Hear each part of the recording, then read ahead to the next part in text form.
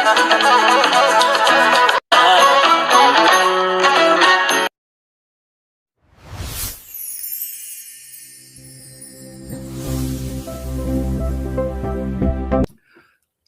ጤና ለሁላችሁም እንደምን ከርማችኋል? ዶክተር ደምሴ ታደሰ ነኝ ከዊዝደም ሚዲያ። ዛሬ አንዳንድ የጤና ጉዳዮችን ለመነጋገር በቀጥታ ስርጭት ጀምሬያለሁ። ሰሞኑን በኢትዮጵያ ውስጥ አብዛኛው ኢትዮጵያዊ ይመስለኛል ነው ብዬ አስባለሁ እና የጾም ነው፣ ጾም ላይ ያለበት ሁኔታ ነው ያለው እና ስለ ጾም እንድንነጋገር ፈልጌ ነው። ጾም ተአምራዊ የሆነ የጤና ጥቅም ያለው ዘዴ ነው፣ መንገድ ነው። ይህንን ጾም ከጾም መጠቀም ያለብንን ትልቅ ጥቅም እንዴት ማሳደግ እንችላለን? በመጾማችን መጠቀም የምንችለውን ነገር እንዴት እናጎልብታለን? እንዴት እናሳድጋለን? እንዴት ብንጾም ነው ጥሩ ጥቅም የምናገኘው የሚለውን ነገር ነው ለመነጋገር የፈለኩት እና ስለ አሁን እንግዲህ በእስልምና እምነት የረመዳን ጾም ጊዜ ነው። በኦርቶዶክስ ክርስቲያኖችም ደግሞ የአብይ ጾም ወይም ሙዳዴ ጾም፣ የገና ጾም ገብቷል። እነኚህ ሁለቱ ጾሞች ደግሞ በአጋጣሚ ይሁን አላቅም ተጋጥመዋል እና ስለዚህ አብዛኛው ኢትዮጵያዊ አሁን በዚህ ሰዓት እየጾመ ነው እና ይሄ በጣም ጥሩ አጋጣሚ ነው ስለ ጾም ማውራት እና ስለ ጾም ጥቅም መነጋገር፣ እንዴት ደግሞ ብንጾም ከጾም የምናገኘውን ጥቅም እንዴት ማሳደግ እንችላለን የሚለውን ነገርም ለመገንዘብ እንድንችል ነው። እንግዲህ አሁን ለምሳሌ በኦርቶዶክስ እምነት ተከታዮች ዘንድ ስለ ጾም ሲነገር ሁለት መንገድ አለው። ዋናው ነገር ከእንስሳት ተዋጽኦ መጾም ነው። የእንስሳት ተዋጽኦን ምግቦችን፣ ስጋ፣ ቅቤ፣ ጮማ፣ እንቁላል፣ ወተት የመሳሰሉትን ማስወገድ ነው ወይም ከዛ መታቀብ ነው። በአንጻሩ ደግሞ ካርቦሃይድሬት ብቻ ከእህል ከግብርና የሚገኙ ምርቶችን ብቻ መመገብ ነው። ማለት ከግብርና ሲባል እንስሳት ነገርም የግብርና ነገር ነው። ነገር ግን ከአዝርዕት ከእህል ከሰብል የሚገኙ ምግቦችን መመገብ ነው፣ አትክልትና ፍራፍሬ ጨምሮ። ይሄ ነው የሚመከረው አንደኛ። ሌላው ደግሞ ሁለት አይነት አጾም እንዳለ ነው እኔ ያስተዋልኩት በተለምዶ በኑሮዬ አብሬ በደርኩት በሳለፍኩት ጊዜ በህይወቴም እና ምንድነው አንደኛው እነኚህን የእንስሳት ተዋጽኦ ምግቦችን ብቻ በማስወገድ ከነኛ በመታቀብ መጾም ነው እና በቀን 2ቴም 3ቴም 4ቴም 5ቴም መመገብ ይቻላል። ግን ዋናው ነገር እነኚህን የእንስሳት ተዋጽኦ ምግቦችን ማስወገድ ነው። ሌሎች ደግሞ እንግዲህ ፐርሰንቱ የትኛው ይበልጣል እኩል ነው ወይስ አላቅም፣ ግን እራት ከበሉ በኋላ እስከሚቀጥለው ቀን ከቀኑ 9 ሰዓት ድረስ የማይበሉ ሰዎች ብዙ እንዳሉ አውቃለሁ። ይሄ ማለት አራርቆ መመገብን ይጨምራል ማለት ነው። ካርቦሃይድሬት ነው ምግቡ፣ ነገር ግን ያም ሆኖ አራርቆ መመገብ አለ ማለት ነው። ከምሽቱ 2 ሰዓት ወይም 3 ሰዓት ራት ከበላን በሚቀጥለው ቀን 9 ሰዓት ከሆነ የምንበላው ከ16 ሰዓት በላይ ጾመናል ማለት ነው እና በጣም ጥሩ ነው። እኔ እሱን ደግፋለሁ። ሌላው ደግሞ በእስልምና ደግሞ በረመዳን ጾም ጊዜ የምግብ ለውጥ የለውም፣ ነገር ግን ሰዓቱ ነው የሚቀየረው። ፀሐይ ምግብ የሚበላው ፀሐይ ከጠለቀች በኋላ ነው። ነገር ግን በዛ ጊዜ የምንመገበው ምግብ ምን አይነት ምግብ ነው የሚለውን እንድንነጋገር ነው የምፈልገው። ሌላው በዚህ በረመዳን ጾም ጊዜ ሌሊት ደግሞ እንቅልፍ ነቅቶ መመገብም አለ። እሱስ ጥሩ ነው መጥፎ ነው ምን ችግር አለው የሚለው ላይም ሀሳብ መስጠት ፈልጋለሁ። ስለዚህ በአጠቃላይ እንግዲህ ካርቦሃይድሬት ከሰብል የሚገኝ ምግብ ካርቦሃይድሬት የሚገኝ ምግብ በተለይ ደግሞ በዘመናችን የጣመው የላመው የተቀነባበረው መልኩ ያማረው የጣፈጠው መልኩን የቀየረው ብዙ ነገር የተወገደበት ፕሮሰስ የሆነ ካርቦሃይድሬት ሪፋይንድ ካርቦሃይድሬት ነው ያለው። በተለይ በየሬስቶራንት የምንመገብ ከሆነ ከሱፐር ማርኬቶች ምግባችን ገዝተን የምንሰራ ከሆነ እነኚህ ምግቦች ነው የምናገኘው። ስለዚህ በዚህ የተነሳ አንዱ ይሄ ነው። ሁለተኛ ደግሞ የምንመገብበት ጊዜም ፍሪኩዌንሲው በጣም ከ3 እስከ 6 ጊዜ ሁሉ ለአንዳንዶች እስከ 10-11 ጊዜ ሙሉ ሊሆን ይችላል። አሁንም ስናክ መክሰስ እያለን የምንበላው ነገር አለ።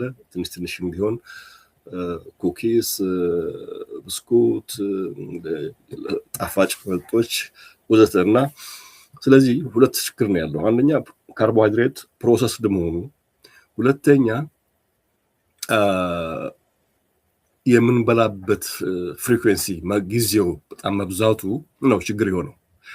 በዚህ የተነሳ ለውፍረት፣ ለልብ ህመም፣ ለስኳር በሽታ፣ ለኩላሊት በሽታ፣ ለከፍተኛ ደም ግፊት ተጋልጠናል። ይሄ ነው ለእነኚህ ሁሉ ችግሮች መሰረት ይሄ ነው። ምክንያቱም ካርቦሃይድሬት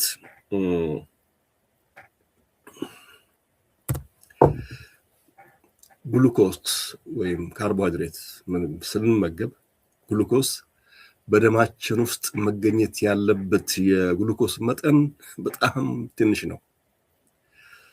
ከ4 እስከ 5 ግራም ወይም 1 ሻይ ማንኪያ ነው። ብዙ ጊዜ ሰምታችሁ ሊሆን ይችላል ግሉኮስ is the most preferable fuel source, energy source of our body. ግሉኮስ ተመራጩ የኃይል ምንጫችን ነው የሚል ከብዙ ሐኪሞች ሰምታችሁ ሊሆን ይችላል፣ አንባችሁ ሊሆን ይችላል።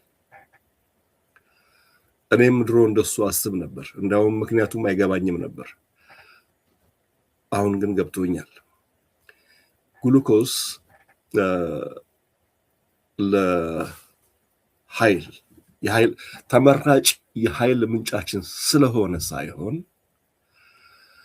ግሉኮስ ከተወሰነ መጠን በላይ በደማችን ውስጥ ሲበዛ በስቶ ከተወሰነ ጊዜ በላይ ከቆየ መርዝ ስለሆነ ሰውነታችን ለብዙ 100,000 ዓመታት የማያውቀው ምግብ ስለሆነ ማለት ካርቦሃይድሬት ከውጭ የሚገባው ካርቦሃይድሬት ሰውነታችን ስለማያውቀው ግን ግሉኮስ ግን እንደተባለው አስፈላጊ ስለሆነ በሰውነታችን ውስጥ ስለሚመረት እኛ ግን አሁን ከዛሬ 12,000 ዓመት አካባቢ ግብርና ከተጀመረ በኋላ ካርቦሃይድሬት በገፍ ስለምናገኝ ከልክ ያለፈ አመጋገብ ስላለን በተለይ በከተማ የምንኖር ሰዎች እና ይሄንን ሰውነታችን የማያውቀውን ነገር ለሰውነታችን ከተወሰነ መጠን በላይ መርዝ ሊሆን የሚችልን ነገር እየተመገብን ነው ያለ ነው። ይሄ ለብዙ በሽታዎች ዳርጎናል። ስለዚህ ይሄ ግሉኮስ፣ ይሄ ኬሚካል፣ ይሄ ምግብ ሰውነታችን የማያውቀው በትክክሉ ከበዛ ቁጥሩ ከተወሰነ መጠን በላይ ከበዛ ደግሞ አደገኛ ስለሆነ ቶሎ አነፍንፎ አንገቱን ይዞ ወደ ስራ የሚያስገባው ሆርሞን አለን። ጠባቂያችን እለዋለሁ እኔ ኢንሱሊን ይባላል። ኢንሱሊን ካርቦሃይድሬት በተመገብን ቁጥር የተመገብነው ምግብ ካርቦሃይድሬት ወደ ግሉኮስ ነው የሚቀየረው። ያ ግሉኮስ በደማችን ውስጥ መገኘት ያለበት በአንድ ጊዜ ከ4 እስከ 5 ግራም ነው ወይም 1 ሻይ ማንኪያ ነው። ከዛ በላይ ከበዛ ለረጅም ጊዜ ከቆየ ብዙ አደጋዎች ያመጣል። ብዙ አደጋዎች። ስለዚህ ሰውነታችን ለዚህ መልስ ሰጥቷል፣ ተዘጋጅቷል። ሆሚዮስታሲስ አለ። ግሉኮስ ሆሚዮስታሲስ ይባላል። ግሉኮስን ባላንስ ማስጠበቅ ስርዓት አለ። ይህንን ስርዓት በዋነኛነት የሚመራው ፓንክሪያስ ቆሽት ነው። ቆሽት ደግሞ ኢንሱሊን የሚባል ሆርሞን ያመርታል። ያ ኢንሱሊን በደማችን ውስጥ እየዞረ ግሉኮስን የያዘ አካችሁ ሴሎች ተጠቀሙት፣ ወደ ኢነርጂ አውሉት፣ ስራ ላይ አውሉት እያለ ያስገባል። ከደም ውስጥ ማስወገድ ነው ዓላማው። ስለዚህ ካርቦሃይድሬት እና ስጋ፣ ጮማ፣ ሌላ ነገር አብረን ስንመገብ ቶሎ ስራ ላይ የሚውለው ማን ነው? ግሉኮስ ነው። ለምን? ከበዛ መርዝ ስለሆነ አደጋ ስለሚያመጣ ቶሎ መወገድ አለበት። ለዚህ ነው ቶሎ እሱ ነው ወደ ኢነርጂ የሚቀየረው። ይሄንን በመገንዘብ ነው እንግዲህ ፕሪፈርድ ኢነርጂ ሶርስ ተመራጭ የሆነ የኃይል ምንጭ ነው ብለን የምናወራው በዚህ መልክ እንጂ ተመራጭ ስለሆነ አይደለም። አደገኛ ስለሆነና ቶሎ መወገድ ስላለበት ነው። አደገኛ ስለሆነና ቶሎ መወገድ ስላለበት ነው እሱ ቶሎ ወደ ኃይልነት የሚቀየረው። ስለዚህ በተለይ ለምሳሌ ካርቦሃይድሬት፣ እህል፣ ምግብ፣ ገንፎ፣ እንጀራ፣ ዳቦ፣ ፓስታ፣ መኮሮኒ፣ አጥሚት፣ አምባሻ የመሳሰሉትን ምግቦች ከቅባት ጋር ከበዛ ቅባት ጋር ስንመገብ ሰውነታችን ቶሎ ብሎ ማስወገድ የሚፈልገው ስራ ላይ ማዋል የሚፈልገው ይሄ ካርቦሃይድሬቶቹን ብቻ ነው። ዳቦ፣ ፓስታ፣ መኮረኒ፣ እንጀራውን ብቻ ነው። ቅቤውን አይነካውም። ቅቤው እንዳለ ጮማው ቅባቱ ወደ ክምችት ወደ ጎተራ ነው የሚገባው። ወደ ክምችት ነው የሚገባው። ወደ የውፍረት ጎተራ። ለምን? ቶሎ መወገድ ያለበት ያ ካርቦሃይድሬቱ ስለሆነ ሰውነታችን የሚጠቀመው በቅድሚያ የሚጠቀመው ያንን ነው፣ ካርቦሃይድሬት። ይሄ ራንደል ሳይክል የሚባል ነገር አለ። በ1960ዎች ውስጥ የተገኘ እውቀት ነው። ራንደል የሚባል ሰውዬ ነው ይሄን የገለጸው። በጣም የሚገርም ባዮኬሚስትሪ ነው። ምግብ ስንመገብ ካርቦሃይድሬትንና ፋትን ቅባት አብረን ስንመገብ ከፍተኛ የሆነ ግብ ይፈጠራል፣ ጦርነት ይፈጠራል። ሰውነታችን ካርቦሃይድሬትን መቋቋም ስለማይችል ቶሎ ብሎ እሱን ነው ስራ ላይ የሚያውለው። ስለዚህ የምተበገብነው ጮማ፣ ምግብ፣ ቅባት እንዳለ ወደ ክምችት ነው የሚገባው፣ ወደ ጎተራ። ለምሳሌ እኔ ቆጭ ምንድነው ክትፎ ስበላ፣ ክትፎ ስመገብ ይሄ ከገባኝ በኋላ ማለት ነው። ክትፎ ያልበሰለ ወይም ጥሬም ያልሆነ ያልበሰለ ነው የምወደው እና እዛ ላይ ጎመን የግድ ነው። ጎመን መኖር አለበት። ቅቤው ባናቱ በጣም ተገልብጦ ቢጨመር ደስ ይለኛል እና ጥሩ ሚጥሚጣ፣ አይብ፣ እነኚህን በማንኪያ አቀላቅዬ በማንኪያ ነው በላው እንጂ በቆጮ፣ በዳቦ፣ በእንጀራ አልበላም። በቆጮ፣ በዳቦ፣ በእንጀራ ከበላሁኝ ሰውነቴ የሚጠቀመው ስራ ላይ የሚያውለው እነኚህን ቆጮ፣ ዳቦ፣ እንጀራውን ነው እንጂ ስጋውን ወይም ቅቤውን አይደለም። ቅድም ባልኳችሁ መሰረት ካርቦሃይድሬት ሰውነታችን ውስጥ በስቶ መገኘት አይችልም፣ የለበትም። መርዝ ነው ሲበዛ። ይህንን በትክክል መገንዘብ አስፈላጊ ነው። የግድ እውነት ነው፣ ተፈጥሯዊ ይሄ ነው የሰውነታችን ተፈጥሮ። ስለዚህ አሁን እንግዲህ የእንስሳት ተዋጽኦ የማይመገቡ ሰዎች አሉ። ለምሳሌ ቬጋን የሚባሉ ቬጂቴሪያንስ።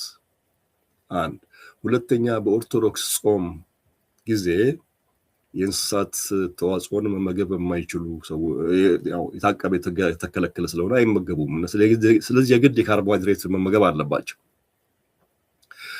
በረመዳን ጾም ደግሞ ሁለቱም ችግር የለውም። ሰዓቱ ነው የሚለየው እና አመጋገቡ ነው የሚለየው። ስለዚህ እነኚህ ሰዎች እነዚህ አራት የተለያዩ ግሩፖች ካርቦሃይድሬትን እንዴት ቢመገቡ ነው ሊጠቀሙ የሚችሉት? ካርቦሃይድሬትን እንዴት ቢመገቡ ነው ከጉዳት ሊተርፉ የሚችሉት? ካርቦሃይድሬትን እንዴት ቢመገቡ ነው ከጾም የሚያገኘውን ጥቅም ማጣጣም መጠቀም የሚችሉት? አለበለዚያ ካርቦሃይድሬት ዋና ምግባችን ካርቦሃይድሬት ሲሆን ያውም ደግሞ ደጋግመን የምንመገብ ከሆነ መወፈራችን የግድ ነው። ለብዙ በሽታዎች መገለጣችን የግድ ነው። ስለዚህ አንድ አባባል አለ በኢትዮጵያ፣ አሳን መብላት በብልሃት ይላል። አንድ ግን ደግሞ የተዘነጋ ትልቅ አባባል አለ፣ ይቀራል። እኔ ሰሞኑን ብልጭ ያለልኝ ካርብን መብላትም በብልሃት፣ ካርቦሃይድሬትን መብላት በብልሃት። ምክንያቱም እንዳልኳችሁ ካርቦሃይድሬትን በብልሃት ካልተመገብ ነው አደጋው ብዙ ስለሆነ። ስለዚህ እንዴት እንመገብ? ካርቦሃይድሬት ምግቦችን እንጀራ፣ ዳቦ፣ ፓስታ፣ መኮረኒ፣ ሩዝ የመሳሰሉትን ነገር መመገብ አለብን። ምክንያቱም ካርቦሃይድሬት በዓለም ላይ የምግብ ዋስትናን ያረጋገጠ ነገር ነው። ግብርና በዓለም ላይ ትልቅ ውለታ አለው፣ የምግብ ዋስትና ያረጋግጠዋል። ስለዚህ አብዛኛው ሰው የሚመገበው ካርቦሃይድሬት ነው። ርካሽም ነው፣ የትም ይገኛል። ግን እንዴት እንመገበው?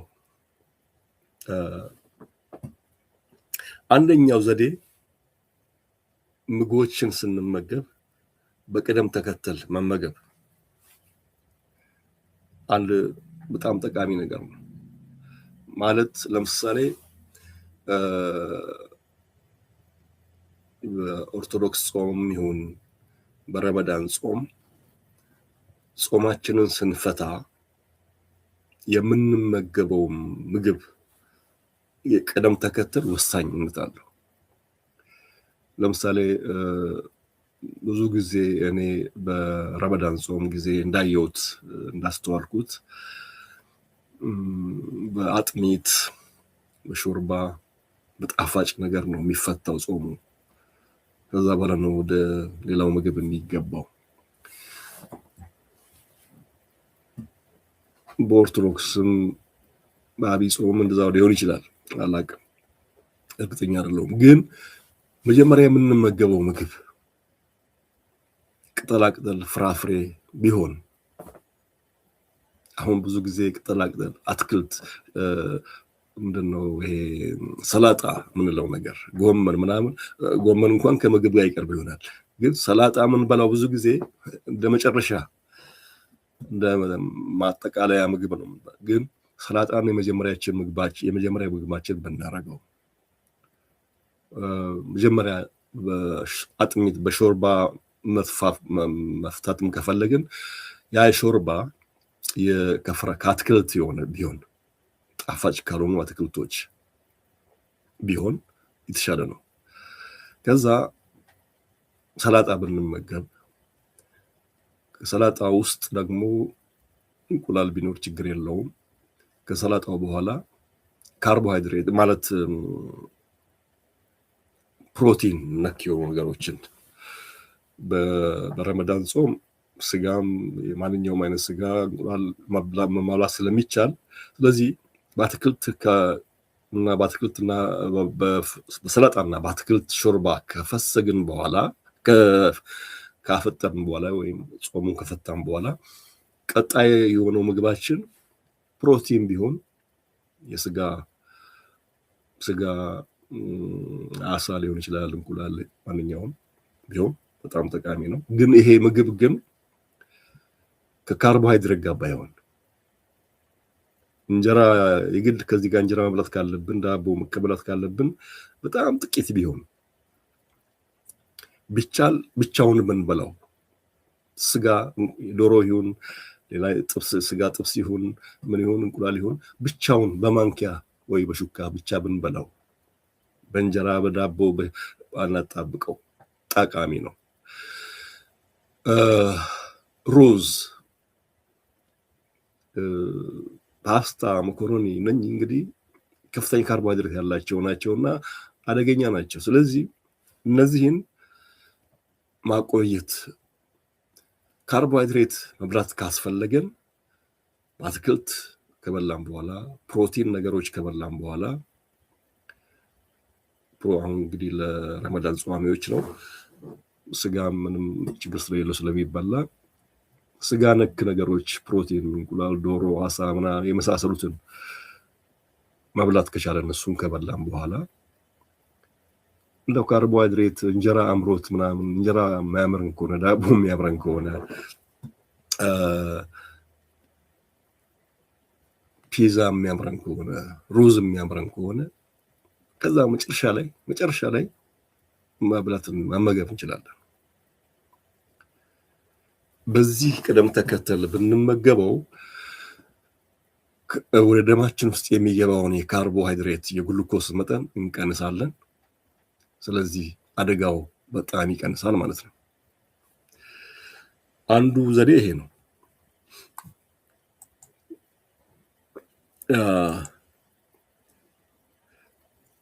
ሌላው አሁን ብዙ ጊዜ በተለይ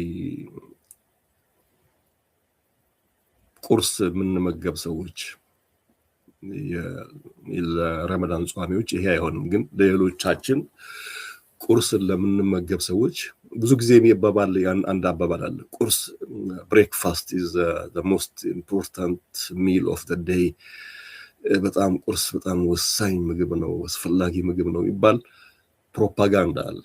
የንግድ ፕሮፓጋንዳ ነው፣ የንግድ ቢዝነስ ፕሮሞሽን ነው እንጂ ውሸት ነው።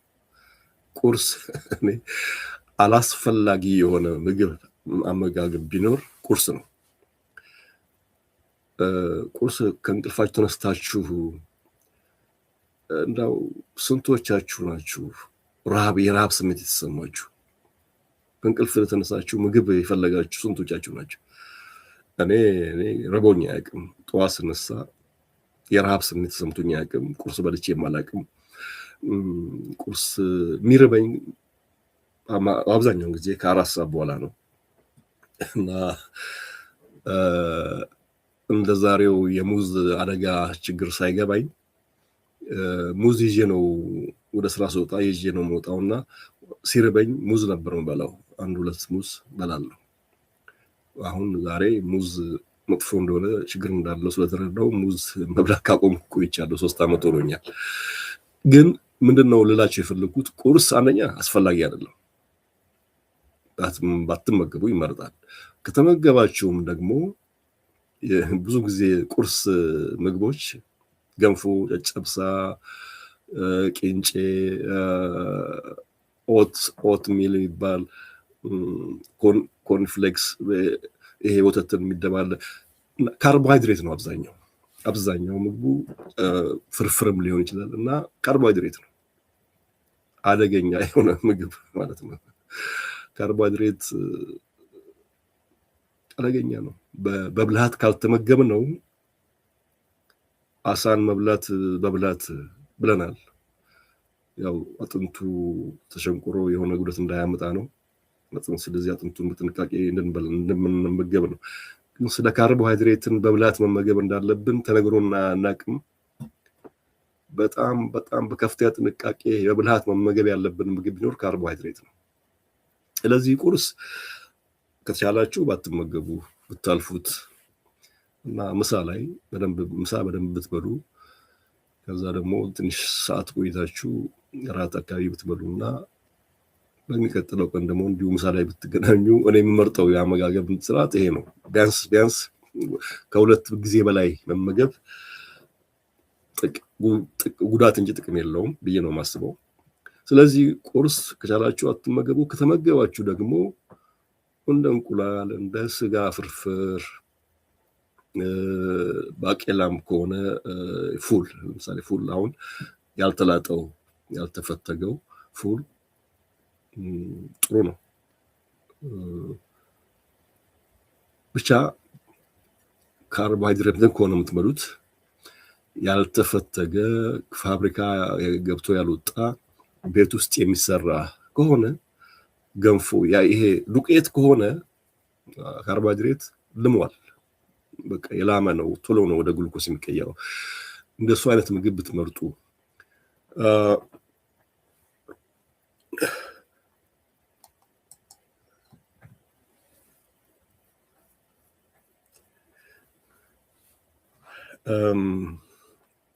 ለምሳሌ አሁን አትክልትና ፍራፍሬ ጥሩ ነው ተብሎ ይመከራል። ስለዚህ ፍራፍሬዎችን እንድንመገብ እንመከራለን፣ ሙዝም እንመከራለን። አሁን እንዲያውም ሐኪሞች ብዙ ጊዜ ሙዝ ተመገቡ ለፖታሲየም ጠቃሚ ነው ብለው ይመክራሉ። ነገር ግን እንግዲህ ለፖታሲየም የሚባል በጣም አስፈላጊ ንጥረ ነገር አለ፣ ኬሚካል አለ፣ ለብዙ የጤና ጉዳዮች የሚያስፈልግ ነው። ግን ለምሳሌ በቀን ውስጥ የሚያስፈልገንን የፖታሲየም መጠን እናገኝ ብለን እሱን ለማግኘት ከሆነ የምንመገበው ወደ 11 ሙዝ መመገብ አለብን። 11 ሙዝ ተመገበን ማለት የምናገኘው የግሉኮስ መጠን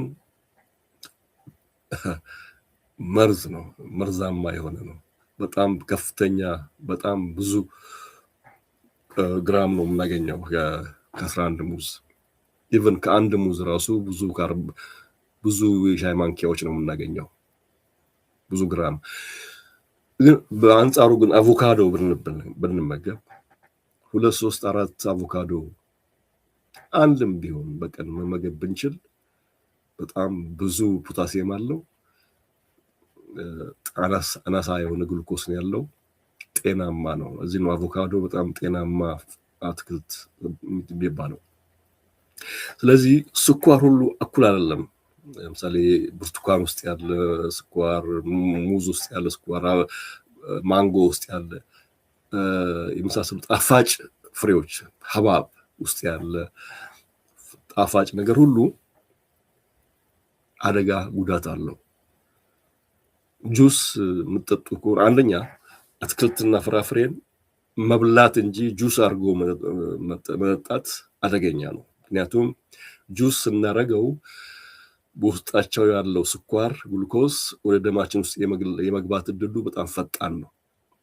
እንዲሁ ስንመገባቸው ግን አፕል ይሁን ምንድነው ይሄ ፖም ይሁን ብርቱካን ይሁን ማንጎ፣ ማንኛውንም ጣፋጭ ፍራፍሬ እንዲሁ መመገብ ካለብን እንዲሁ ብንመገበው ይሻላል፣ የጉዳቱ ይቀንሳል። ስለዚህ ጁስ፣ አትክልት፣ ፍራፍሬ ጁስ አታርጉ፣ እንዲሁ ብሉ። ጁስ ማድረግ ከፈለጋችሁ ደግሞ አረንጓዴ አትክልቶችን፣ አረንጓዴ ፍራፍሬዎችን አቮካዶን ጨምራችሁ፣ ብሮኮሊን ጨምራችሁ ጁስ፣ ሰለሪ፣ ይሄ የሾርባ አትክልት ነው የሚባለው፣ ሰለሪ በአማርኛ ምን እንደሆነ አላውቅም። እንደሱ ያሉት አረንጓዴ የሆኑ ነገሮችን ጁስ አድርጋችሁ ብትጠጡ ጠቃሚ ነው። አሁን የኛ ችግር በሀገራችን ባህል ጁስ ስናደርግ ኢቨን የብርቱካን፣ የአቮካዶ፣ የተለያዩ ጁስ ሲሰራ በጣም እንዲጣፍጥ በላዩ ላይ ስኳርም ይጨመርበታል። ያው እንግዲህ ባለማወቅ ነው፣ ባለመገንዘብ ነው፣ ለማጣፈጥ ነው። ግን አደገኛ ነው እና ጁስ፣ ጣፋጭ ጁስ ጠቃሚ አይደለም። ገዝታችሁ አትጠጡ። ቤታችሁም ውስጥ ጁስ አትስሩ። ጁስ ከሰራችሁ ከአረንጓዴ አትክልትና ፍራፍሬ ብቻ ስሩ።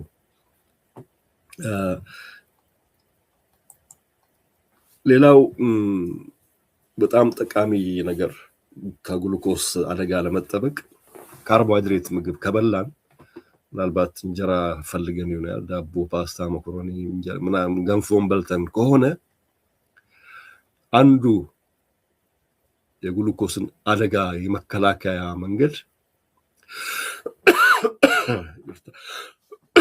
በተመገብን 15 እስከ 30 ደቂቃ ባለ ጊዜ ውስጥ አካላዊ እንቅስቃሴ ማድረግ። አካላዊ እንቅስቃሴ ስናደርግ ያ ወደ ደማችን ውስጥ የገባው ግሉኮስ ወዲያውኑ ወደ ስራ ይውላል። ወደ ጡንቻዎች ይገባል። ጡንቻዎች ስንንቀሳቀስ ጡንቻችን ሲሰራ ብዙ ኃይል ስለሚያስፈልገው ቶሎ ብሎ ከደማችን ውስጥ ያንን ግሉኮስ ይስባል፣ ሰላም ይሆናል። አሁን ትልቁ ችግር ምንድነው? እኛ ግሉኮስ መብላታችን ብቻ ሳይሆን ካርቦሃይድሬት መመገባችን ብቻ ሳይሆን በልተን መቀመጥ ነው፣ በልተን መተኛት ነው። ይሄ ነው አደጋው። ስለዚህ አንዱ ከካርቦሃይድሬትን በብልሃት ካርበን መመገብ በብልሃት ማለት አንዱ መንገድ ከበላም በኋላ አካላዊ እንቅስቃሴ ማድረግ፣ ምንም አይነት ይሁን ወክ ማድረግ ሊሆን ይችላል። ዝናብ ከሌለና አመቺ ሁኔታ ካለ ወጣ ብሎ ለአንድ ለ30 ደቂቃ መንቀሳቀስ፣ ወክ ማድረግ፣ የእግር ጉዞ ማድረግ፣ ጆግ ማድረግ። ይሄ ወጥቶ መንቀሳቀስ ካልተቻለ ቤት ውስጥም ማድረግ ይቻላል። በረንዳ ላይ ማድረግ ይቻላል። መኝታ ቤትም ሆኖ ማድረግ ይቻላል። ዱብ ማለት ለ30 ደቂቃ። ዋናው የሚያስፈልገው እንቅስቃሴ እንጂ ቦታው አይደለም። እዚህ ላይ ትኩረት መስጠት ብዙ አደጋ ያስቀራል።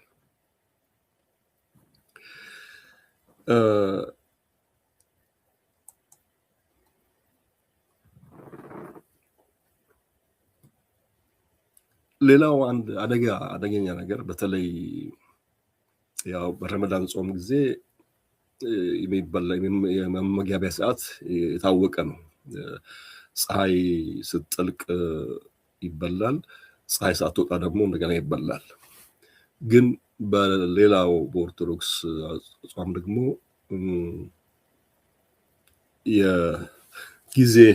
በጊዜ ገደብ የሚጾም ሰው አለ። ግን ምግቡን ብቻ ቀይሮ የሚጾም አለ እና ምግቡን ብቻ ቀይሮ የሚጾም ሰው መክሰስም በየጊዜው የሚመገብ ከሆነ አንደኛ መክሰስ አስፈላጊ አይደለም። ሰውነታችን አሁንም መብላትን አያውቅም ወይም ለዛ የተዘጋጀ አይደለም። አሁንም ተመገብን ማለት አሁንም ራሳችንን መረዝን ማለት ነው። እንደዚህ አስቡት። የጾም ተአምራዊ ጥቅሞቹ የምንመገብበትን ጊዜ በማራረቃችን ለሰውነታችን እረፍት እንሰጠዋለን። ሰውነታችን ራሱን እንዲያጸዳ፣ ራሱን እንዲያስተካክል፣ ለብዙ ጠቃሚ ነገሮችን እንዲያመርት፣ የተበላሹ ነገሮችን እንዲያጸዳ የሚያግዝ ስለሆነ ነው ተአምራዊ የሆነው። አሁንም የምንመገብ ሲሆን ግን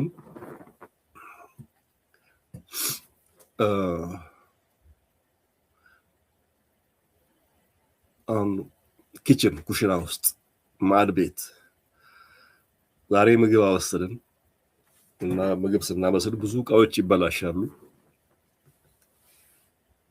እሱን እንዳለ ትተን ነገም ደግሞ ገብተን ብናበስል ከነገ ወዲያም ለዛው ያ እቃው እንደተቀመጠው ነው በሌላ እቃ ደግሞ ብናበስል ያ የተበላሸ የቆሸሸ እቃ እየተደመረ እየተከማቸ ይሄዳል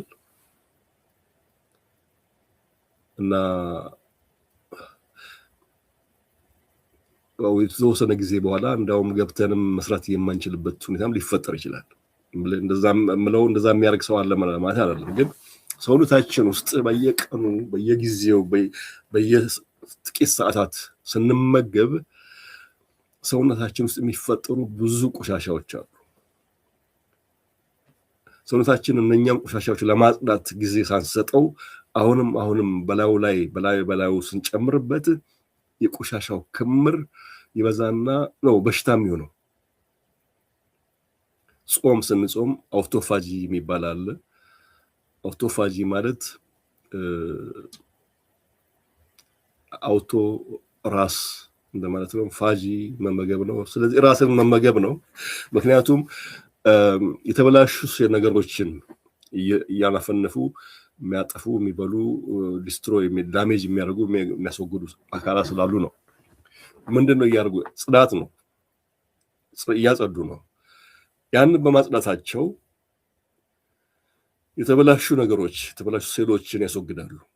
የእነኛ የተበላሹ ነገሮች በመወገዳቸው ሰውነታችን አዳዲስ ሴሎችን ይፈጥራል። አዳዲስ ፕሮቲኖች፣ አዳዲስ ማይቶኮንድሪያ፣ አዳዲስ ነገሮች ይፈጠራሉ። ማይቶኮንድሪያ የሚል ነገር ጠቅሻለሁ። ማይቶኮንድሪያ ሁላችሁም ማወቅ ያለባችሁ ትልቅ ነገር ነው። ወሳኝ የሆነ የጤናችን መሰረት ነው።